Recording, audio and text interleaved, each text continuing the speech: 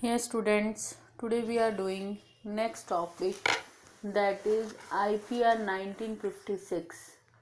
ठीक है, और SSI role and importance.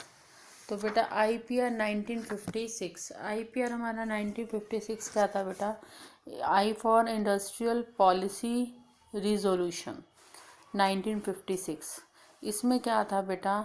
Industrial policy resolution 1956, इसमें क्या था? गवर्नमेंट ने इंडस्ट्रियलाइजेशन की प्रोसेस में मोस्ट इम्पॉर्टेंट रोल प्ले किया था बेटा।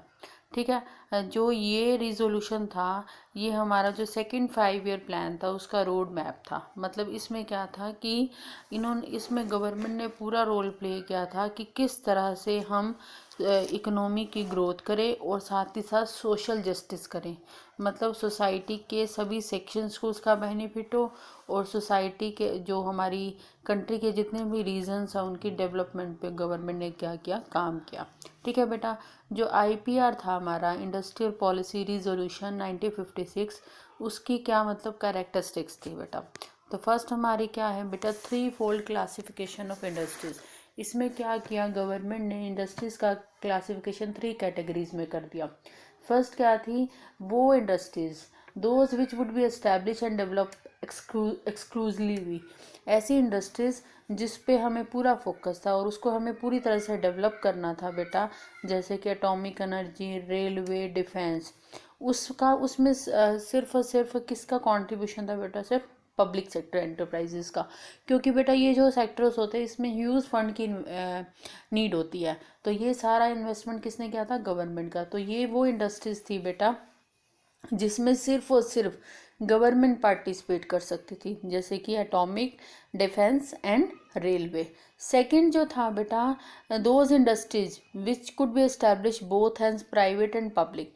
इसमें कौन सी कैटेगरी होगी? वो इंडस्ट्रीज जिसमें प्राइवेट वाले और पब्लिक दोनों ही सेक्टर क्या हो सकते हैं बेटा? इन्वॉल्व हो सकते हैं। प्राइवेट सेक्टर का रोल क्या था? सेकेंडरी रोल था। ठीक है बेटा, और जो प्रिमिलरी रोल था वो किसका था? पब्लिक सेक्टर का था। जैसे कि इसमें हो गया fertiliser industry, mining industry et cetera. ठीक है, फर्स्ट कौन सी हो गई कैटेगरी? जिसमें सिर्फ और सिर्फ पब्लिक सेक्टर रोल प्ले करती थी। सेकंड कैटेगरी में both are play role, private and public. Public का रोल प्रिमिलरी और प्राइवेट का सेकेंडरी रोल था। उसमें क्या एग्जांपल्स है? Fertiliser industry, mining industry. और थर्ड कौन सी थी बेटा? Industries, all industries other than in category 1 and 2। जो 1 और 2 कैटेगरीज में इंडस्ट्रीज नहीं आती थी ना, उन सब में प्राइवेट सेक्टर वाले इन्वेस्टमेंट कर सकते थे। ठीक है बेटा, तो फर्स्ट इसका क्या हो गया? 3 fold classification of industries. Government ने इंडस्ट्रीज का 3 टाइप्स में क्लासिफिकेशन कर दिया। फर्स्ट ऐसी इंडस्ट्रीज सिर्फ और सिर्फ जिसमें गवर्नमेंट रोल प्ले करती थी। सेकंड में both private and public, private का रोल सेकेंडरी था और पब्लिक का प्रिमिलरी। ठीक है, और थर्ड हमारी वो इंडस्ट्री जो फर्स्ट और 2 कैटेगरीज में नहीं थी, तो वो किस में आ गई बेटा? हमारी थर्ड कैटेगरी में। उसमें प्राइवेट सेक्टर की इन्वेस्टमेंट थी। ठीक है, सेकंड इसका जो एलिमेंट है बेटा, दैट इज़ इंडस्ट्रियल लाइसेंसिंग। इसमें क्या क्या रखा है कि इसमें क्या था? वो इंडस्ट्रीज जिसमें किसका?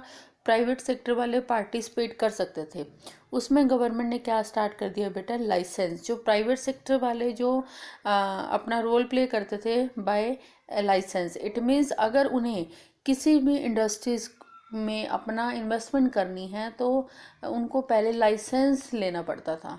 तो इसके पीछे रीज़न क्या था बेटा? गवर्नमेंट ने लाइसेंस क्यों कंपलसरी कर रखा था? Because of regional growth. क्या था बेटा कि गवर्नमेंट ने लाइसेंस इसलिए स्टार्ट किया कि जो प्राइवेट सेक्टर वाले जब लाइसेंस के लिए अप्लाई करेंगे तो उनको लाइसेंस तभी दिया जाएगा if they establish there industry in backward region. अगर वो अपनी इंडस्ट्री को कहाँ एस्टैब्लिश करेंगे बेटा? बैकवर्ड रीजन में, पिछड़े हुए इलाकों में, ताकि उस एरिया की क्या हो जाए बेटा? ग्रोथ हो जाए।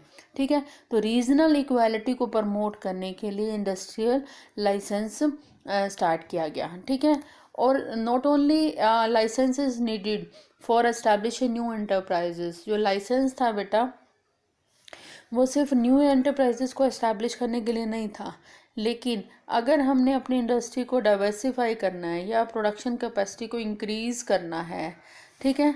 Then we also need a licence, तो भी हमें किसकी ज़रूरत थी बेटा, लाइसेंस की ज़रूरत थी। ठीक है बेटा।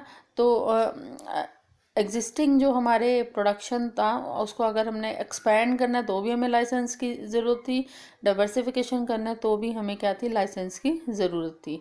ये किस लिए किया गया कि गवर्नमेंट डिसाइड करेगी क्या जिन जिन गुड्स की प्रोडक्शन प्राइवेट सेक्टर वाले करना चाह रहे हैं क्या उनकी नीड है या नहीं है, क्या हमें उतनी ज़्यादा प्रोडक्शन की नीड है या नहीं है, ताकि हमारे जो स्कार्स रिसोर्सेज होते हैं, जो हमारे प्रोडक्शन के रिसोर्सेज हैं वो स्कार्स है, आपको पता है, उनका एलोकेशन को चेक करना कि क्या इन रिसोर्सेज को इन पर्टिकुलर प्रोडक्ट पर यूज़ करना सही होगा या नहीं होगा।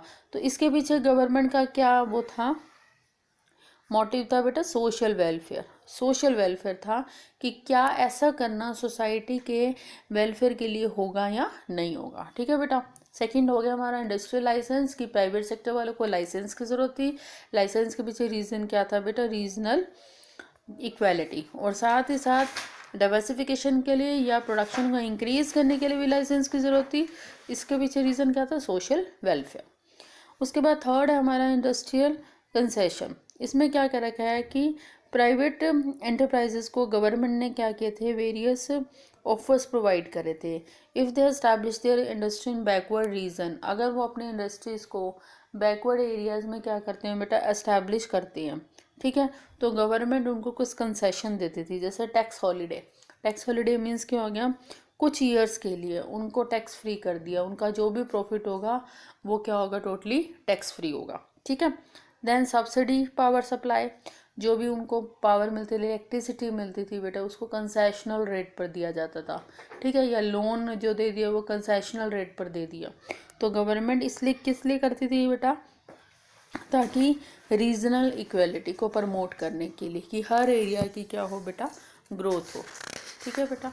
नेक्स्ट है हमारा जो, that is development of SSI, government development of SSI, SSI की डेवलपमेंट।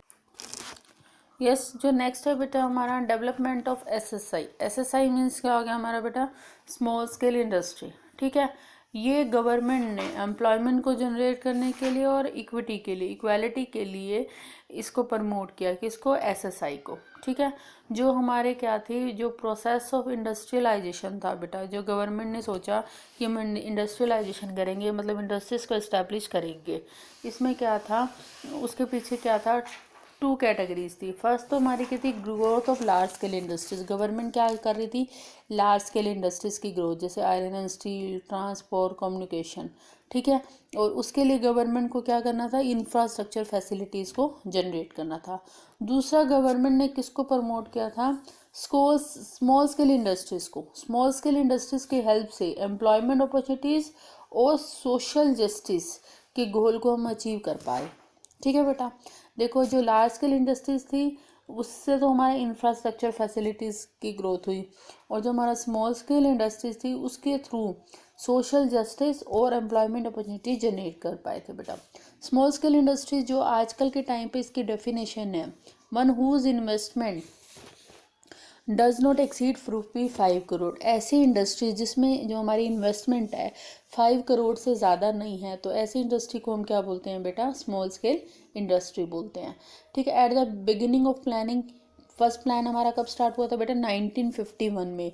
1951 में क्या था कि ऐसी इंडस्ट्री जिसमें जो इन्वेस्टमेंट है नॉट मोर देन 5 लाख, जिसमें इन्वेस्टमेंट 5 लाख से ज़्यादा नहीं थी, ऐसी इंडस्ट्री को हम क्या बोलते थे बेटा, स्मॉल स्केल इंडस्ट्री। लेकिन आज के नॉर्म्स में देखा जाए तो ऐसी इंडस्ट्री जिसमें investment not more than 5 crore, जिसमें इन्वेस्टमेंट 5 करोड़ से ज़्यादा नहीं है, तो वो इंडस्ट्री हमारी कौन सी होती है बेटा, स्मॉल स्केल इंडस्ट्री।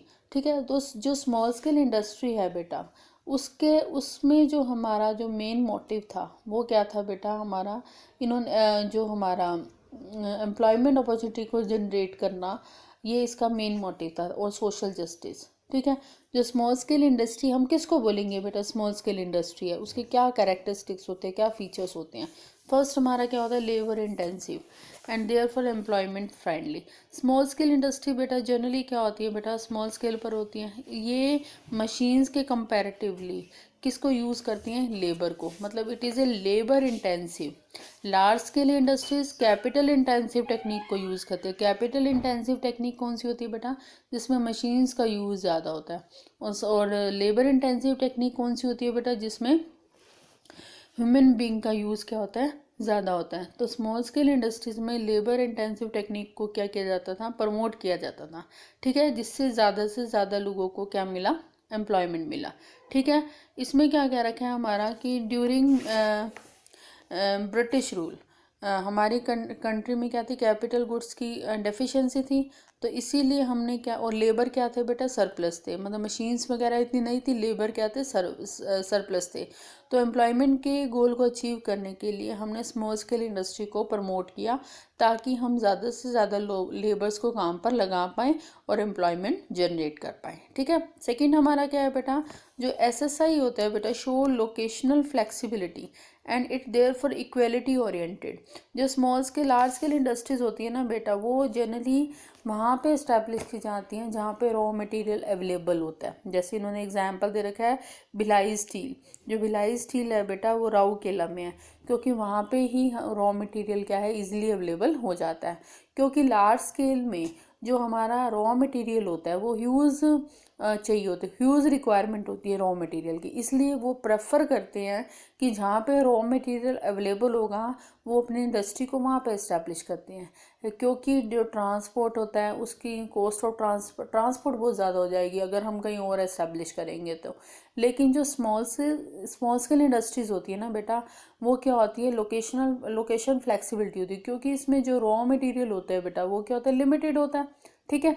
अब लिमिटेड होता है तो हमें कहीं से भी उसको मंगवा पाएंगे, तो इससे क्या होता है, रीजनल ग्रोथ होती है, मतलब इक्वेलिटी ओरिएंटेड है। हम उस जगह पर इस्टेब्लिश कर देंगे जहाँ पे क्या है, वो बैकवर्ड रीजन है, हम वहाँ इस्टेब्लिश कर देंगे तो वहाँ के लोगों को एम्प्लॉयमेंट जनरेट होगी और वहाँ पे इंफ्रास्ट्रक्चर डेवलप हो जाएगा, तो उस रीजन की क्या हो जाएगी बेटा, ग्रोथ हो जाएगी।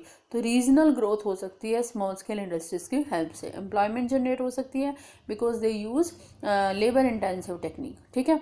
Then SSI needs small investment and therefore in equity oriented।